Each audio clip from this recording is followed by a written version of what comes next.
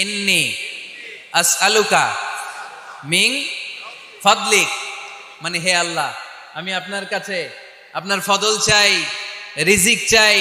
দুনিয়ার কেউ রিজিক দিতে পারে না, রিজিক দিতে পারে কে? এই রিজিক আমি আপনার কাছে চাই।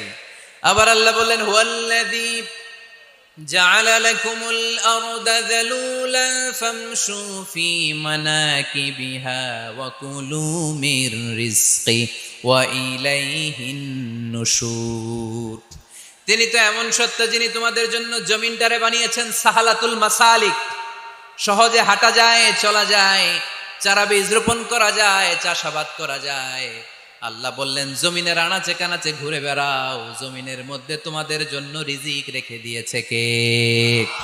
এই জমিনের সব জায়গায় রিজিক আছে। আপনি জমিনের পাহাড়ে যাবেন, পাহাড়েও রিজিক আছে। জানেন পাহাড়ে কি চাষ হয়?